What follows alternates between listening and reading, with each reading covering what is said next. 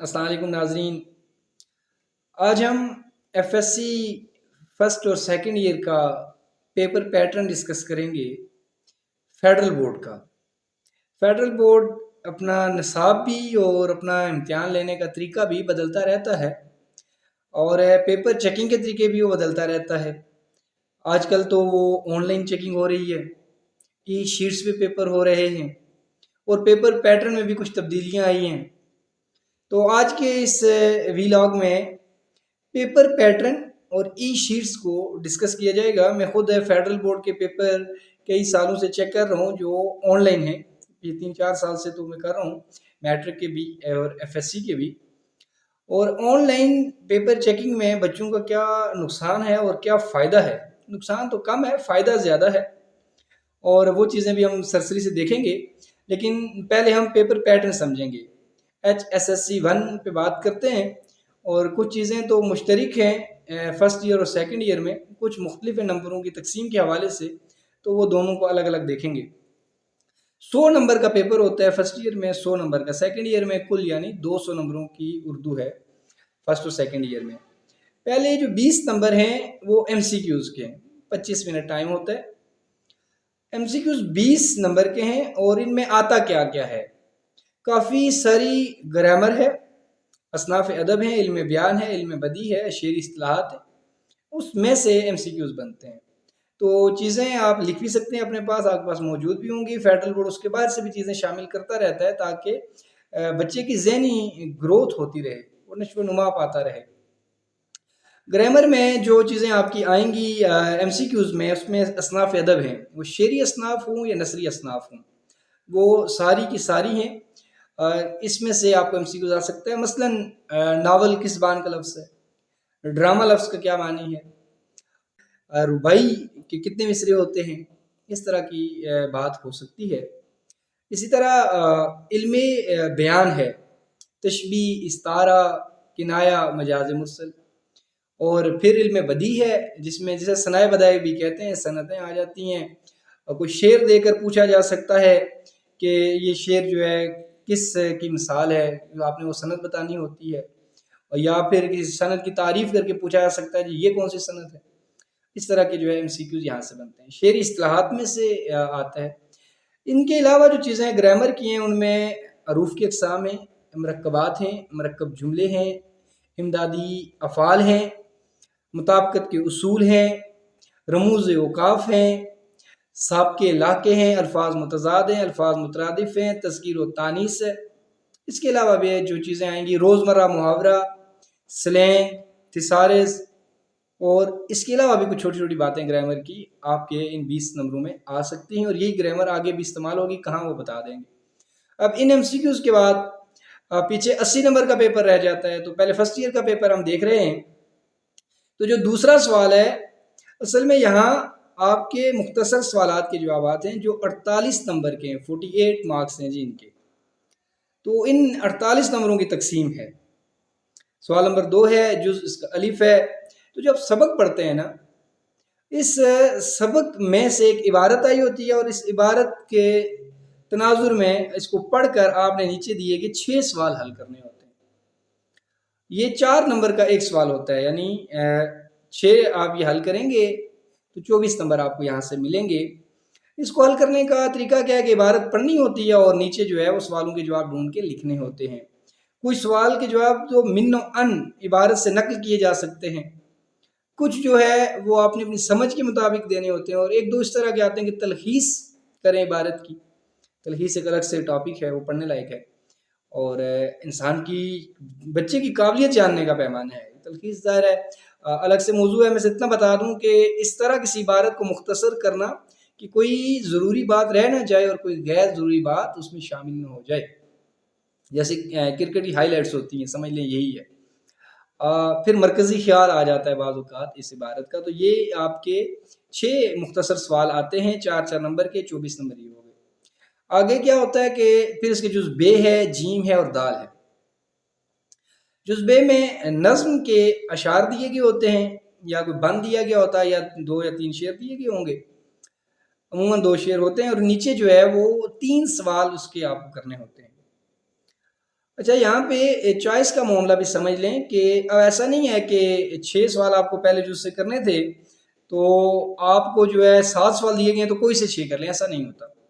وہ آخری سوال میں آپ کو چوائس دیتے ہیں، اس سے پہلے جو سوال ہوتے ہیں وہ لازمی ہوتے ہیں۔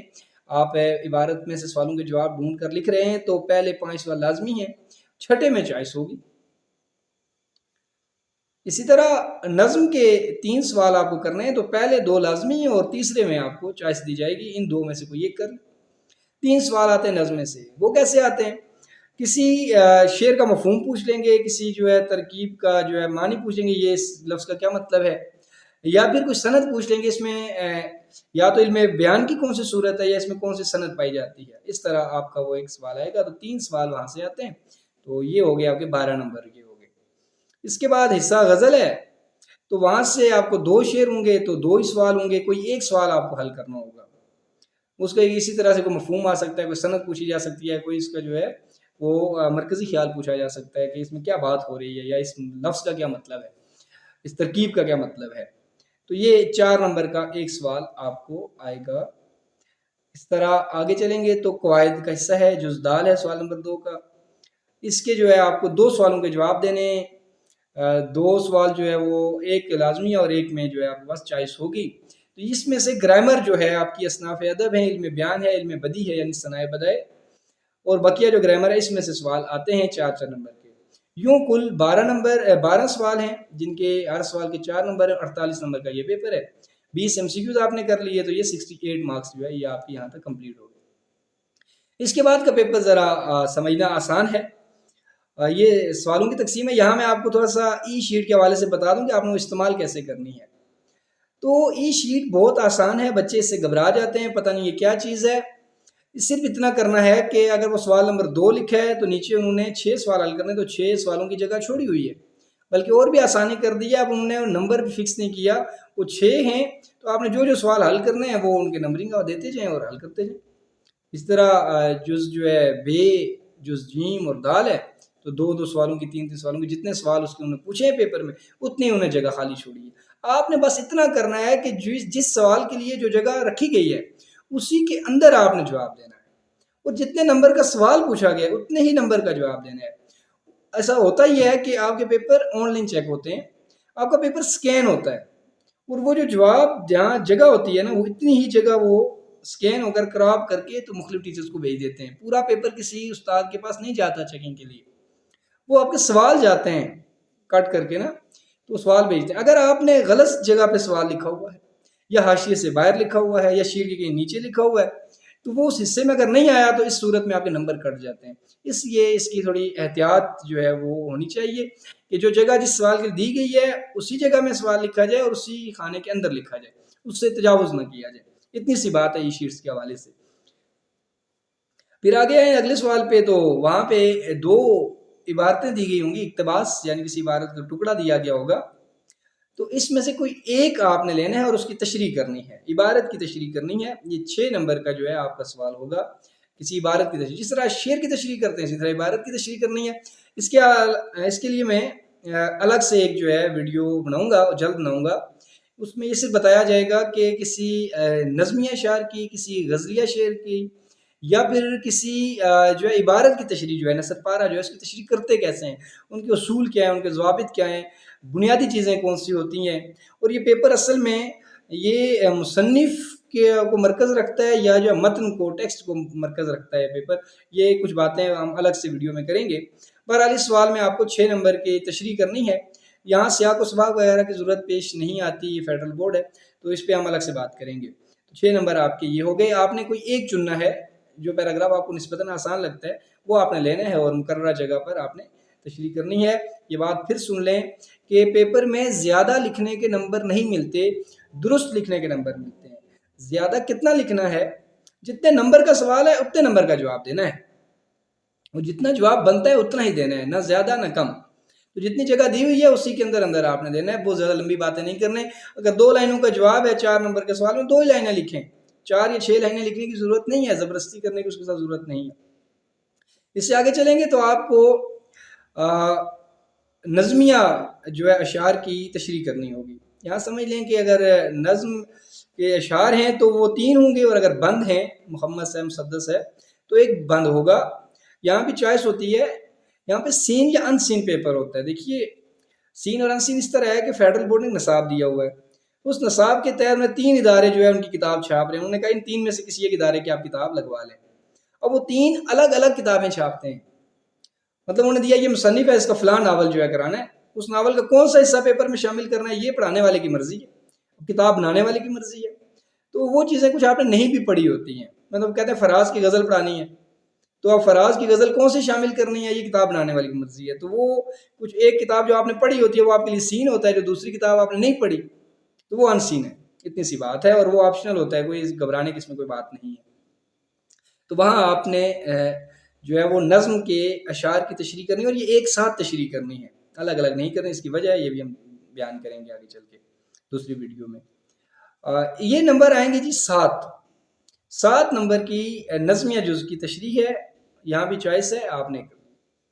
اس سے آگے چلیں تو پھر غزل ہے، اور غزل کے 3 شعر آتے ہیں. 3 نمبر کی ایک شعر کی تشریح ہے. 9 نمبر کی یہ تشریح آتی ہے، یہاں بھی چوائس ہوتی ہے، اور ایک جز آپ کو چننا ہوتا ہے، اسی کی تشریح کرنی ہوتی ہے. دیکھیں ایسا نہیں ہو سکتا کہ آپ نے صرف 3 شعر پورے کرنے ہیں تو 2 ایک جز کے کریں اور ایک الگ جز کے کریں، ایسے ممکن نہیں ہے. آپ نے ایک ہی جز چننا ہے اور اسی کے 3 شعر کرنے ہیں، اسی غزل کے پھر آپ نے حل کرنے ہیں. یہاں بھی کچھ چیزیں بتانے والی ہیں کہ شاعر کا نام لکھنا ہے، اس کا پس منظر بیان کرنا ہے نہیں، یہ بھی ہم الگ ویڈیو میں ڈسکس کریں گے. تو یہ آپ کے 9 نمبر ہو گئے. اس کے بعد پیچھے پیپر آپ کا کچھ نہیں رہ گیا. اب انشاء پردازی کا حصہ ہے تو اس میں 2 سوال 5 نمبر کے آتے ہیں فرسٹ ایئر کے. یہ کافی ساری چیزیں ہوتی ہیں اور اس میں سے کوئی سی 2 چیزیں آ جاتی ہیں. بعض اوقات چوائس وہ دیتے ہیں ایک میں اور بعض اوقات نہیں دیتے. ایک تو فکس سوال ہوتا ہے. عموماً ردات، مکالمہ، درخواست، خط، یہ بنیادی چیزیں ہیں. ان میں سے کوئی ایک تو آتی ہے، 2 بھی آ جاتی ہیں. اس کے علاوہ آرٹیکل، رپورٹ، رپورتاج،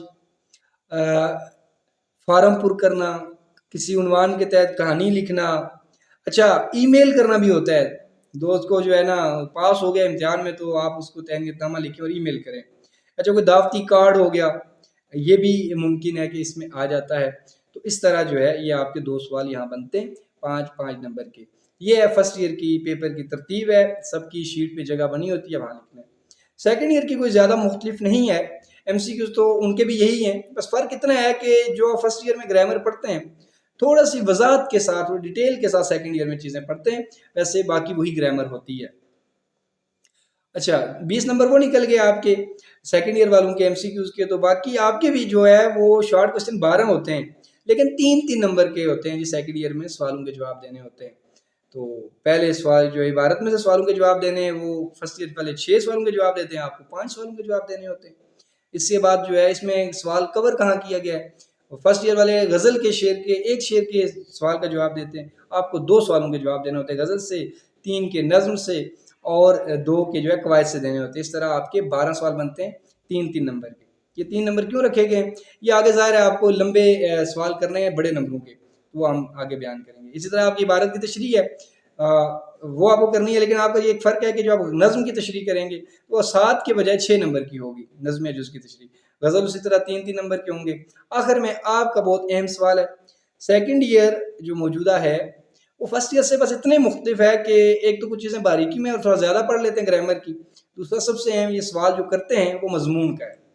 مضمون انتہائی اہم سوال ہے جو 15 نمبر کا آتا ہے، اور آپ بیتی ہے جو 8 نمبر کی آپ کو کرنی ہوتی ہے. بعض اوقات آپ بیتی دیتے ہیں، بعض اوقات وہ خط دے دیتے ہیں 8 نمبر کا، یہاں وہ کچھ بھی دے سکتے ہیں، لیکن مضمون جو ہے یہ 15 نمبر کا لازمی ہے. وہ جو 3 نمبر انہوں نے آپ کے لیے تھے نا سوالوں سے 3 نمبر دیے تھے اور 1 نمبر کاٹا تھا، وہ یہاں مضمون میں اور آپ بیتی میں دے کر انہیں وہ 100 نمبر کا پیپر بیلنس کر دیا. تو یہ ہے جی سیکنڈ ایئر کا پیٹرن، اور فرسٹ ایئر کا ہم نے ڈسکس کیا ہے. کسی قسم کی کوئی پریشانی ہے، کنفیوژن ہے، کسی تذبذب کا شکار ہے تو آپ جو ہے کمنٹ میں جو ہے لکھیں اور اس کا میں جواب دے دوں گا آپ کو.